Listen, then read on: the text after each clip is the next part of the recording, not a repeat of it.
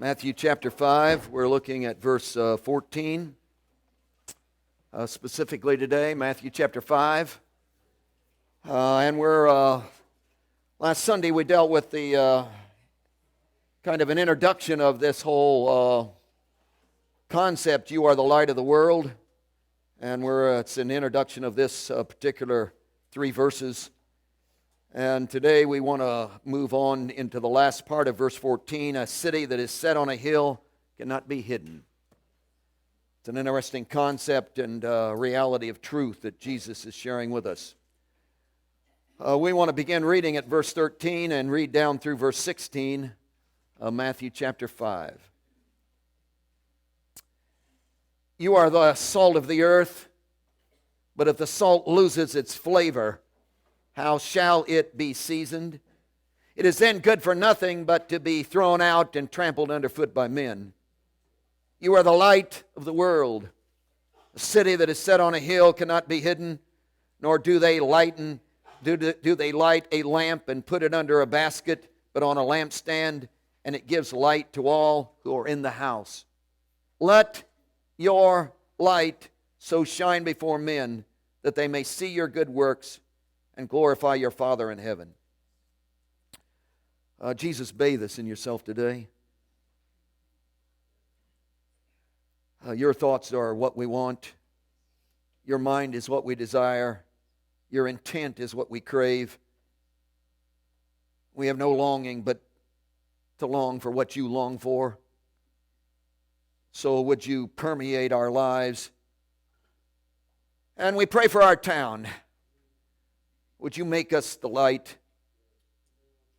Whatever that means and whatever it is in your context and however that operates and whatever takes place and whatever is required to get that done and whatever you have to do to us to pull that off, would you do that for us, in us, make us the light for our families and for our community and for our town and for our county, and would you just move in us? So the Sermon on the Mount, but you had the Beatitudes, you could figure it all out. Because the Beatitudes set the context and the form, and the meekness spills out of that. Impossible to be meek unless He, in this relationship, in your weakness and His strength begins to take place in your life. Impossible to have mercy and to obtain mercy until that takes place in your life. Impossible, man, to hunger and to be filled. Impossible to be pure and to see God. Impossible to be peace. Impossible. All of this stuff is impossible, only made possible because He has come. And in His intimacy and oneness, you're experiencing Him. It's the formation of the kingdom. Now, he immediately then begins to move into this section which we're trying to deal with, verse 13 down through verse 16, which is the idea of literally the function of the kingdom is what we're calling it. Because he says the kingdom of God, while it's in its formation, your weakness, His strength, and the embrace of that takes place. We realize that, but the salt and light thing is all about influence. And that seems to be a key word. It's not used in the passage, but it seems to be a key to everything that's flowing that he's trying to say to us. That the kingdom of God is not formed, it's formed for a purpose, and the purpose is community. Now, the community is not us. The community is not isolate us. The community is not, oh, you're a kingdom person, I'm a kingdom person, let's get together and we'll hold on until Jesus comes and takes us out of this mess. That's not the picture he gives. The picture he gives is that the influence and the purpose of this formation is that somehow, some way, we would influence the entirety of our world. That it would be this way, not this way. And it's really easy for the church to become so ingrained, and we've been pounding this idea in the School of Practical Ministry, that our church is not, what are we going to do for our kids? How are we going to help our people? What are we going to do for our Sunday school? What are we going to do for our services? What are we going to do for our young people? No, it's which literally makes every person in our community a member of our church. Which changes your whole thought process. Well, we can't have people who aren't a part of our church having weddings here. Well, why not? It's their building. Why? Because they're a part of our church. Does that make sense to you? So it's this way. So everybody's involved, and our purpose then is that the light, the ministry, the flow, the influence, and that's what he's talking about. So this whole business of influence is not pulled into, not somehow focused on us and who we are. It's focused on, how is this going to, and the influence of, and the light that flows to, and this whole dynamic. And he's really strong on that, really strong. So the whole purpose of kingdom people is somehow to be light and salt. Now it's interesting that he uses that imagery. In fact, as you move down into the last part of the Beatitudes, you begin to realize it's found and this is part of the proof of it, of what I'm saying to you, is that it's found, the last Beatitude is found in persecution. Isn't that interesting? That he would go through all of these Beatitudes, which are beautiful, and meekness and mercy and peace and all this stuff, and you go, whoa, and then end up slapping you in the face saying, get ready, persecution. Not, it might come, not, well, there's a possibility. No, it will, you will be persecuted. Why? Because this kingdom formation is going to go to your world. See, if it was just isolated in here, and we just all drug it in here, and we protected ourselves and pulled the blinds and isolated ourselves from what's going on in our world, obviously there would be no persecution. But this is persecution because, hey, we're infiltrating, we're pressing, we're pushing, we're influencing, we're changing, we're confronting, And when love confronts hate, what happens? There's irritation. And persecution is going to be the result. When purity confronts sin, what's going to happen? I mean, you don't have to say anything. It's just,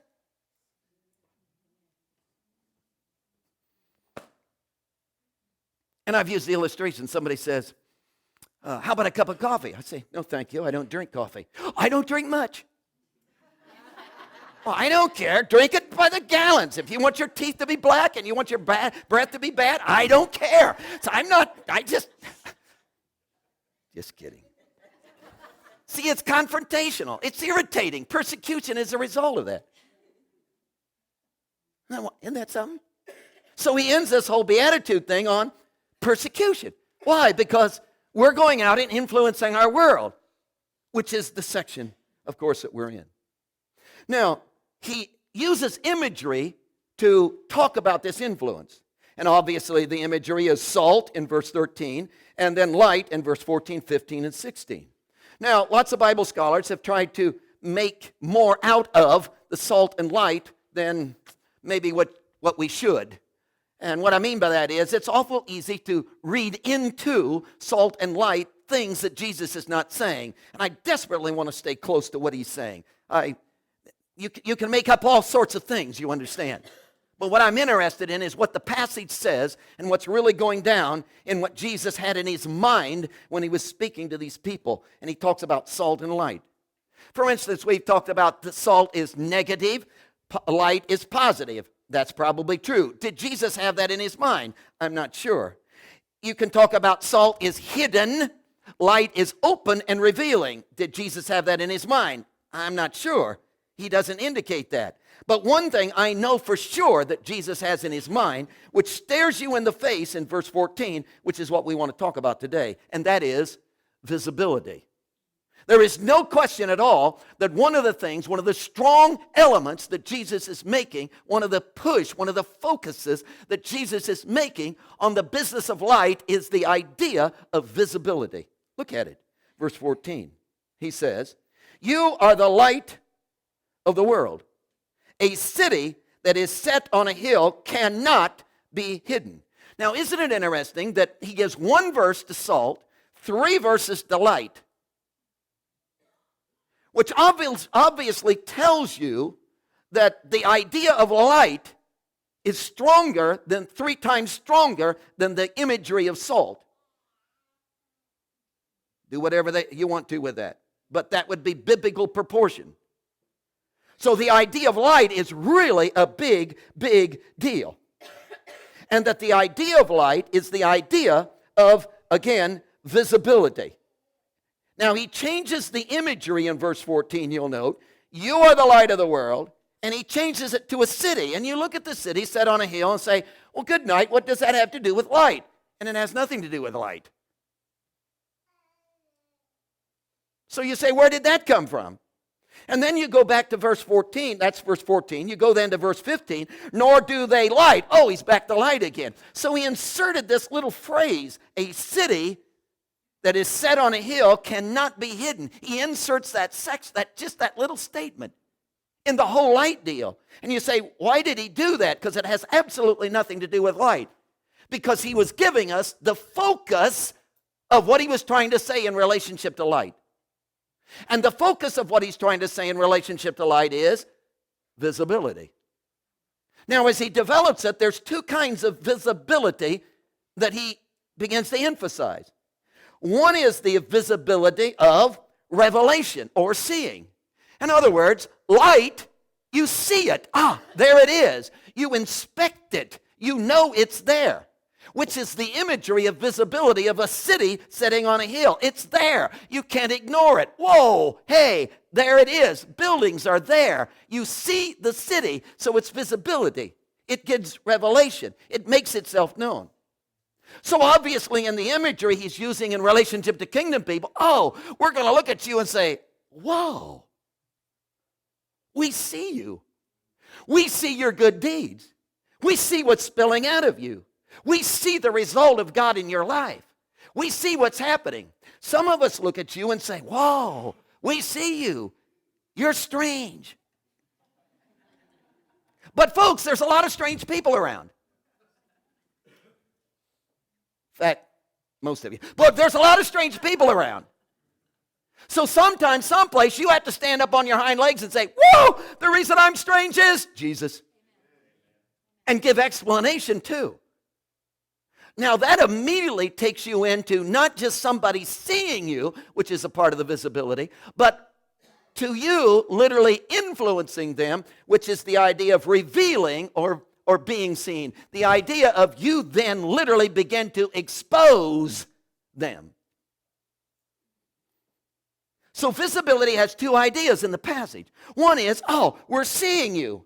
We're seeing what God is doing through you. And when I see what God is doing through you, you know what that does to me? Oh, that exposes me. Oh, that reveals to me who I am. That reveals how far away I am. I begin to see the lack in my own life. See, when you expose love, when you are the light of the world and that's love starts shining out of you, that exposes my hate. See, when you flow love, the light of the world, when you flow kindness, the light of the world into your existence, what does that do to me? Oh, that exposes my unkindness. Which again, the proof of that is persecution.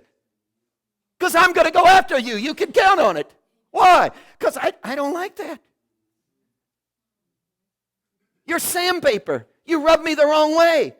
You irritate me. I don't want to be exposed. In fact, Jesus said this in John 3:19-21. This is the condemnation that the light has come into the world.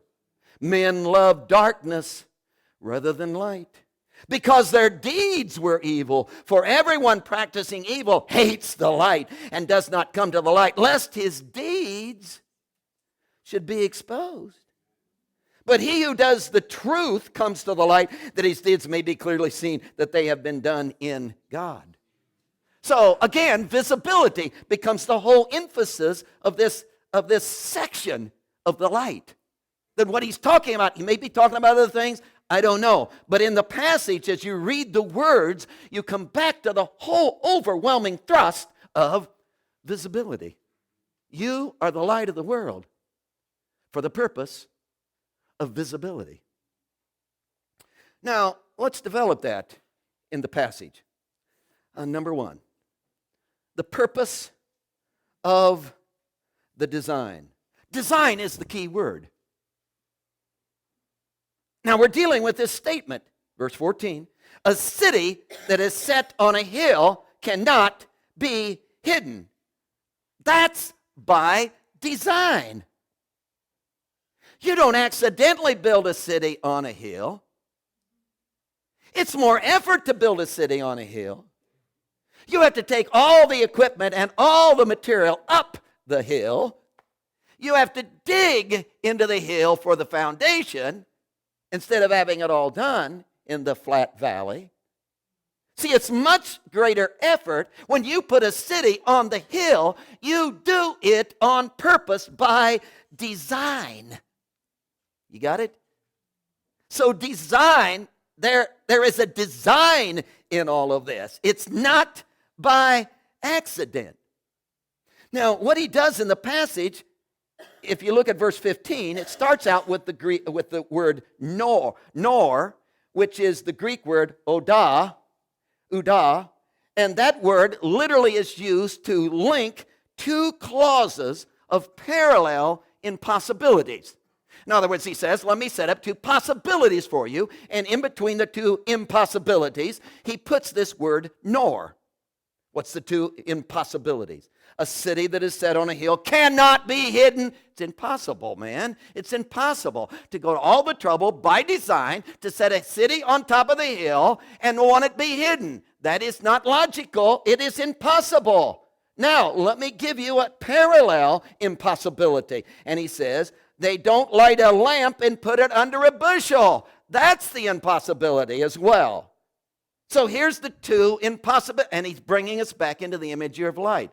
So the whole point is that he's setting up a parallel between two impossibilities, and it all has to do with visibility and the design by which a thing is purposely put in place. Visibility. Visibility. A city is set on a hill. That's an assertive act. You do that on purpose. The people of the city are saying, we want to be known and seen. We have confidence. We have faith. We want to influence our whole surroundings. We are on a hill for a purpose and a design. See, if you want to live a secluded life, you build the city in the foothills and hide. You bought a house in the country. Why? All kinds of trees on 15 acres. Why? To keep people away from me.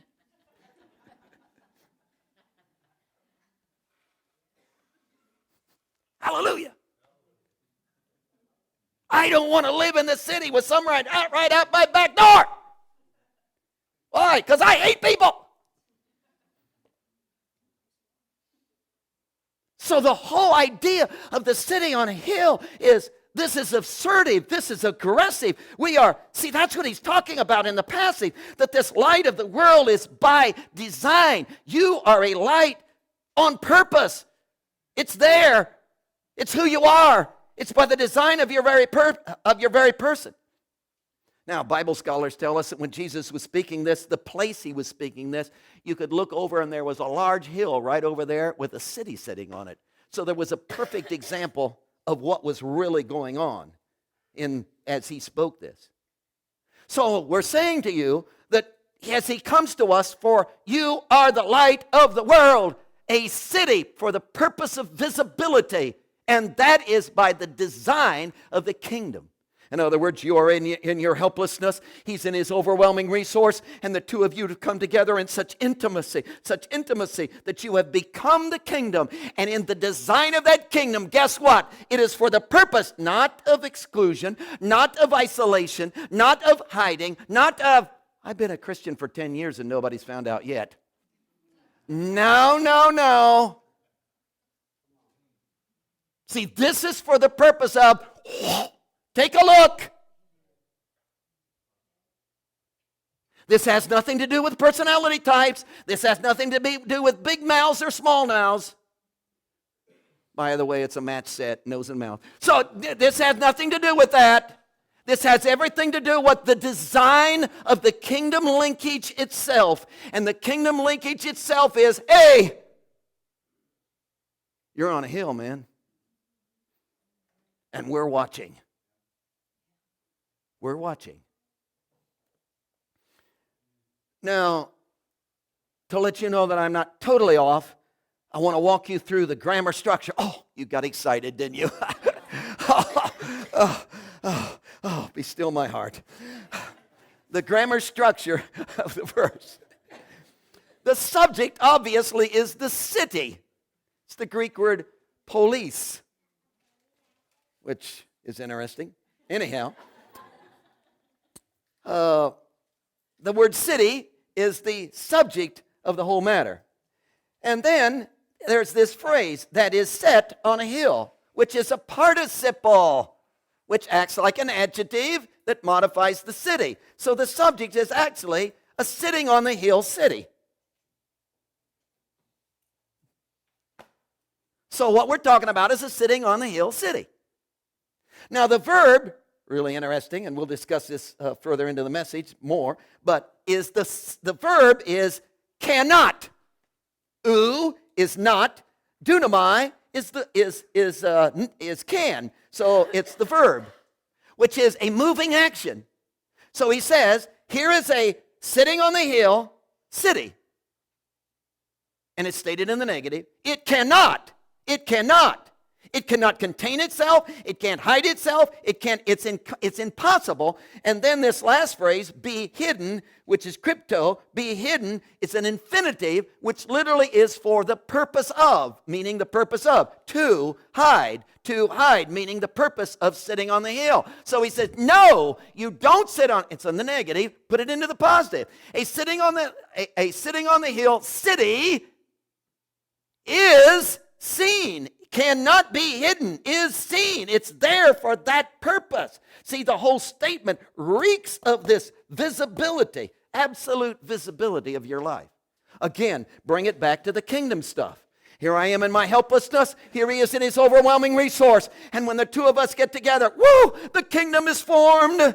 You don't go into the kingdom. You are the kingdom. Not yourself, him, but not himself, the two of you. It's not him and me, it's us. And in that union, we become the kingdom, and the design of that is, woo, he wants to be seen.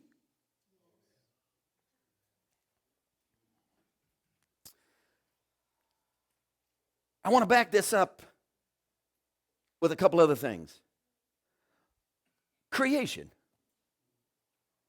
Creation reeks of this.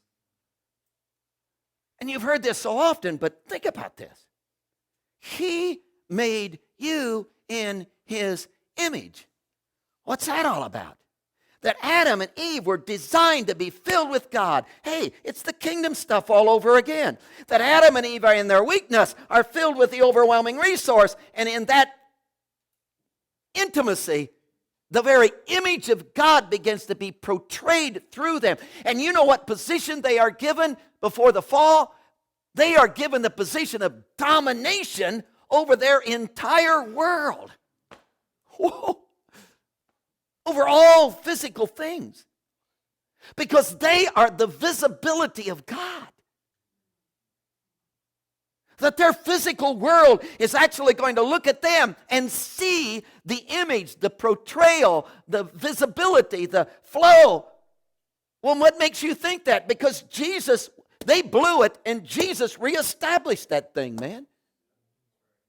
He was the visible image of the invisible God. And we looked at him, a man in weakness who's filled with the Spirit of God, who literally became the first one in the kingdom. He was the first kingdom person, establishing a whole new deal. And what was that all about? The visibility of God. So anybody, any place, anywhere, under any circumstances, could look into the face of Jesus and say, oh, I've seen God. Why? Because if you've seen me, you've seen the Father. Not that I'm in the Father. Not that I am the Father. But the Father's in me and I'm in the Father. So obviously in this, he has become visible.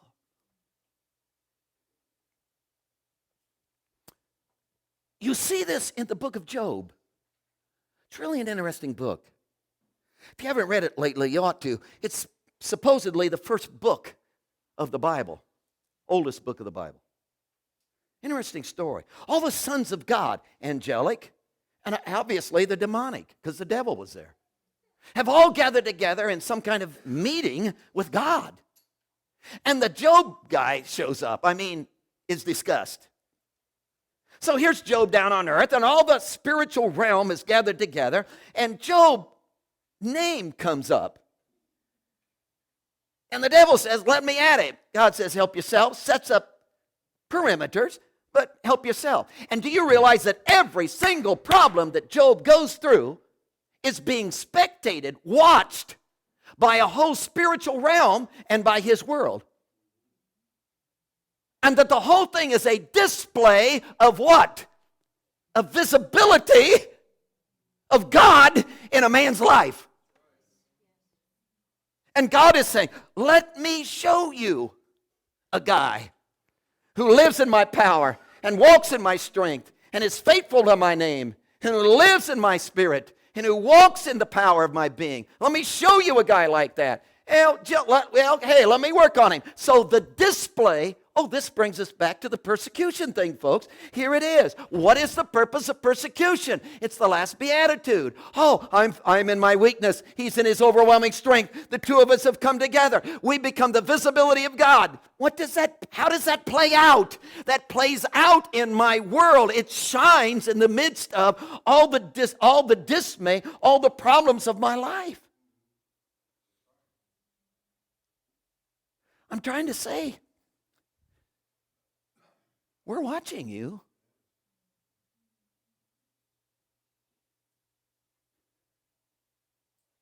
And we don't care about your makeup.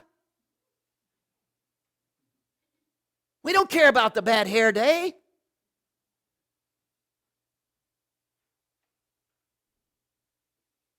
We want to see Jesus. That's the design of everything that's going on in your life. Visibility. Purpose of the design. Let me give you a second idea. Not only the purpose of the design, but the power of the dependency, which we've probably stated, but needs to be restated. It's found strongly in the understanding of the word cannot. Again, the main verb of the sentence that we're dealing with, a city that is set on a hill cannot be hidden. The main verb. Again, it's negative. Dunama, or dunamus. Interesting word. You're aware of the word dunamus. It's, of course, where we get our word dynamite, so we refer to it all the time. So it's explosive in nature.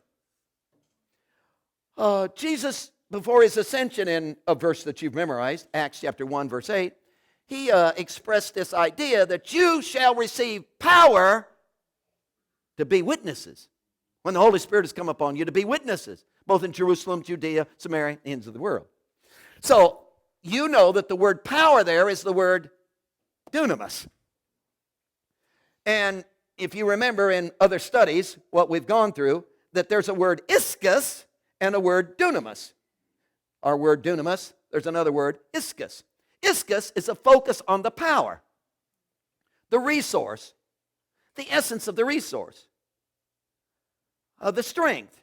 You lean on your hood or your fender and pat your hood and say, got all this resource, this ischus underneath this hood of my car. It's white lightning.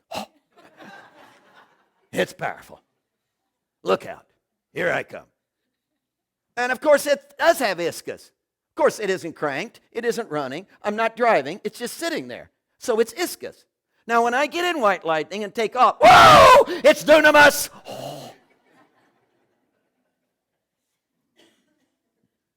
So, dunamis is the action, the flow, the movement of the ischus. Now, our word here is dunamis, which is the flow, action, the performing, the happening, the occurring, the results of the ischus. Now, it's really interesting that it's in the passive voice, which means the subject is not responsible for this action. So the city isn't the one who pulls this off. It's its location. So it's being acted upon. So there is this phenomenal, overwhelming activity of visibility taking place that is being acted upon, that is coming upon And you're not responsible. See, that's the light of the world. You're not responsible. You don't know. But there is this flow. There is an iscus that is so big, and it is flowing, man, and it is planting you in a particular place for a particular reason of visibility to give manifestation to the greatness of what you've gotten yourself into as kingdom people. I don't know if you got that or not. Oh. That's so phenomenal. Isn't that phenomenal? That, hey, I am here in my weakness. He's here in his overwhelming strength. And the two of us have come together as kingdom people. And wow, I'm a kingdom person, a new creature. And the two of us have gotten together as a new creature. And I'm a kingdom person now in the intimacy. And he's flowing through me. And he is planting me in various situations. For what purpose? To bring visibility to himself. So that all that he is can be manifested and proved in my world. Sets me on top of a hill. Oh. So what's your advice in my circumstances? Quit griping. Quit belly aching.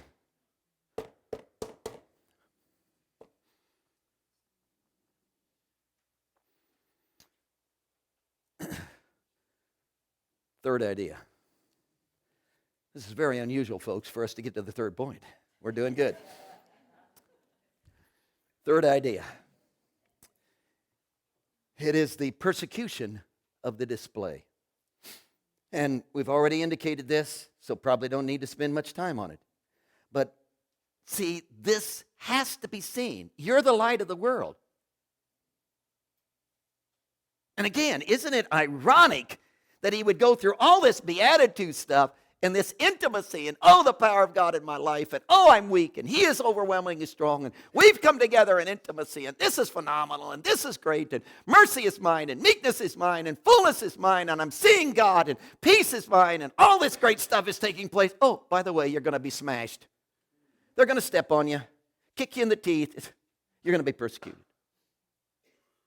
And he doesn't just give a beatitude on that, which is verse 10. He gives 2 extra verses to give explanation for it, which he doesn't do for any of the other beatitudes.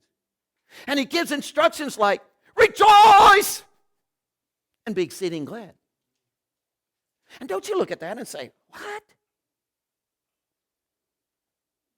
My style is more gripe, complain, bellyache. Rejoice and be exceeding glad, verse 12. He said, well, what is that? And then he launches into this. You are the light of the world. Why? Because he set you in this framework. Now, think about it. It's totally logical. You are so faithful. You are so kind. You are so loving. Why? Because everything's going well with you. You got plenty of money. All your bills are paid. Your kids are doing great. You're good looking. You have perfect health.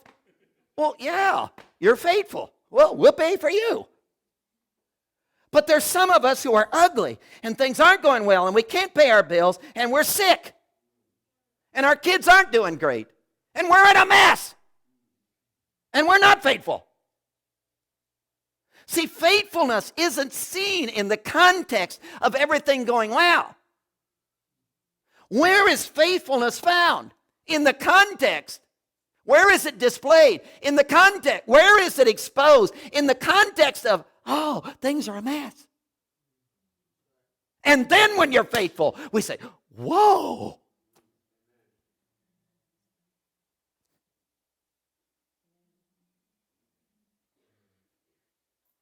That's the context of this. Now, in my self-sourcing, we're back to sourcing language. I'm weak. He's strong. Embrace. That's spirit sourcing. He's come to source my life. So he's the way I exist. He's the flow of my resource. He is acting in and through. I'm clinging to he. Hey, I'm the glove. He's the hand. Wow, we've got the, hey, we're in intimacy. He's sourcing my life. Self-sourcing. And I'm going to operate out of my weakness. I'm going to live out of myself. I'm going to live out of my own stupidity. And isn't it interesting that self-sourcing always runs away?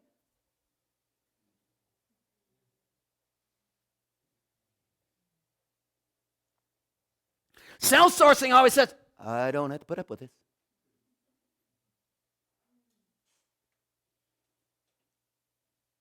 See, self-sourcing eliminates, cuts out.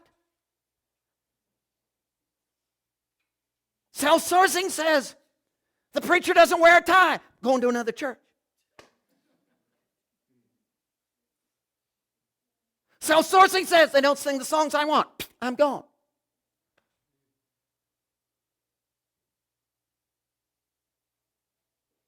Self-sourcing says, I don't like the guy who works next to me. I'm getting another job. Self-sourcing says, I found somebody that looks better than my wife. I'm gone. That's self-sourcing. Could have been some amens a little louder maybe along that line. See, that's self-sourcing. And there's no persecution in that. See, where the grind comes, where the rub comes is when you are filled with Him, your weakness, His overwhelming strength, and He plants you. Remember, the whole spiritual realm is watching, and the whole physical world is viewing, and you've been planted on this hill, and in the midst of the persecution, in the midst of the upset, in the midst of what isn't pleasurable, in the midst of, people who aren't the way they ought to be, in the midst of the hypocrites of the church, in the midst of, what you don't like, in the midst of all of that, there is where He is displayed. And we see Him in you.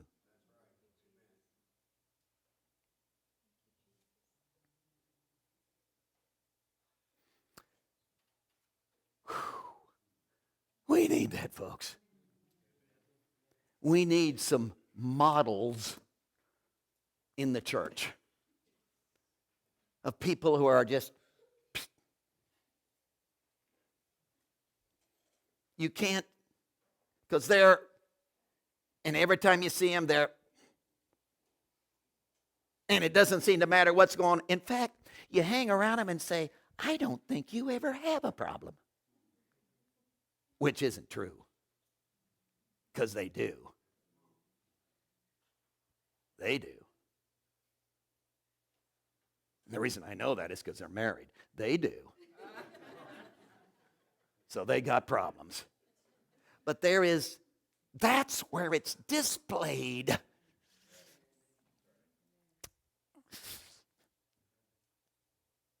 That's what we want for you.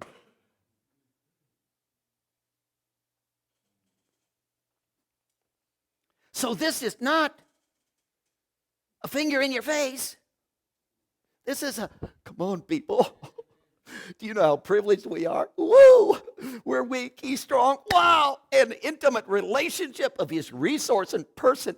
And He has selected you and me to be the light of the world. Can you believe this? And He set us on a hill. And here they come. He set us in the middle of all kinds of strife and upset and problems. Why? So He can glorify Himself. Woo! What an opportunity. What an opportunity. What an opportunity. You open to that?